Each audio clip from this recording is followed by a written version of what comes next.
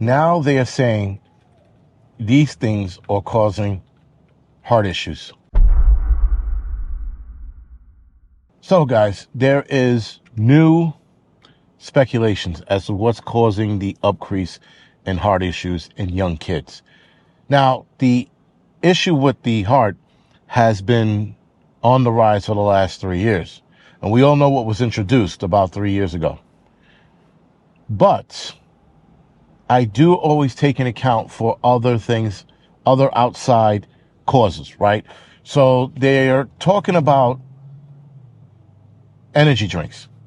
Now, energy drinks, guys, for years have always been a problem with the heart, always. But by their logic of blaming energy drinks, we should have had the same amount, if not a little more amount of people, falling ill because of these energy drinks. So, of course, they shifted that. Then they're saying vaping. Now, vaping definitely has its issues. Kids are starting to lose their hair. There are more lung or respiratory issues in younger kids because they're vaping. Kids are catching pneumonia and bronchitis because of vaping. Now, obviously, vaping is bad, right? A lot of people seem to think it's better than smoking. It really isn't. First and foremost, people have to understand smoke does not belong in your lungs.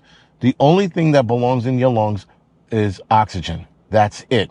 Or the mixed air that we breathe, because it's not 100% oxygen. But you get my point. So, of course, people, when vaping came out, they were trying to defend it, and vaping is bad. Now, do I think they should pass laws on vaping and all this other nonsense? Absolutely not. Let the morons of the world continue to smoke cigarettes, weed, and vaping. That's up to them. We should have the free will to end our lives as fast as we want by any means possible. But the fact that they are trying to omit that the arm ticket is the cause or the increase in all of this is the issue. And it's not a bigger issue. It's not bad. We know that they're going to do this and they're going to continue to do this. But the arm ticket, guys, is introducing new medical issues amongst kids and just people who've taken an absorbent amount. I mean, there are people out there who were boosted numerous times. Don't know how they're still alive, but a lot of people with just 2 on board, with the first 2 doses, just 2, were experiencing medical issues.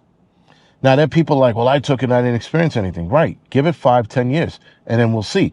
Now, the issue with the 5-10 year rule is that people my age in 5 to 10 years will probably undoubtedly experience some kind of medical ailment anyway. So that's hard to gauge at that age. But in younger kids or kids who took it, let them let's see if they're going to, have medical issues in 5 to 10 years. And then they'll be 20, 25, 30, 35. But every excuse, guys, under the sun is being used here in the United States to avoid the fact that it was the arm ticket. Now, again, some of you guys, you look on the news, almost every day someone's passing away. Almost every day somebody is coming out saying that they have a medical illness.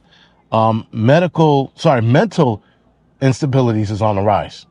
Mental health is in the toilet for a lot of people who took the arm ticket. Not to mention that, you also have your everyday people who didn't take the arm ticket, but are experiencing what they're experiencing. I'm going to also go out on a limb and say that's also due to the food we're eating. Again, the food that we're eating, guys, is a large part of the problems we're seeing here in this country, because we're seeing more than others in other countries. Like the mental instability here in this country is skyrocketing high versus other places that eat natural. But the heart issue is being seen around the world. And we're seeing that in countries where people eat clean, eat healthy, don't have the processed garbage in their food. And we're seeing the same neurological, heart issues, respiratory issues, nervous system issues around the world. We're seeing the same things in other parts of the world like we're seeing here. And that's how I started to separate food from the arm ticket. Because food, we have the overweight problem, we have the mental illness problem, which is, again, the skyrocketed here. Though in this country, we do take way too many arm tickets for kids than we've had when we were kids. Different story, different conversation, different video. But, guys, they're going to continue to make excuses here in this country. That's the point of this video.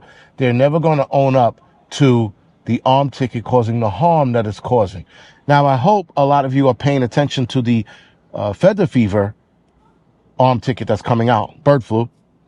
That is around the corner, and they're giving us options, guys. And when I saw that they were giving us options, the first thing that popped into my head was like, wait a second. If they're giving us options, then they're making it hard for you to turn it down. Meaning they're going to go super hard in convincing us or forcing us to take it because now we have options. You have the mRNA, you have the culture, the regular cultured one, and then you have the nasal, and I think is linguistic, or I said that wrong, under the tongue, lingual spray that goes under the tongue. And then there's a patch system. So they're giving us numerous options, which to me, guys, says only one thing. It says that they're giving us so many options because they're going to force it and tell us, take one of these or you don't get your job, or you don't get to go to the supermarket, or you don't get to eat at this diner, or you don't get to go to the movie theaters or this theater to watch a play. That's where I see that going. But again, that could be me and my conspiracy theory brain working overtime. Anyway, guys, this is the Angry Prepper. Thank you for watching the Angry Truth channel.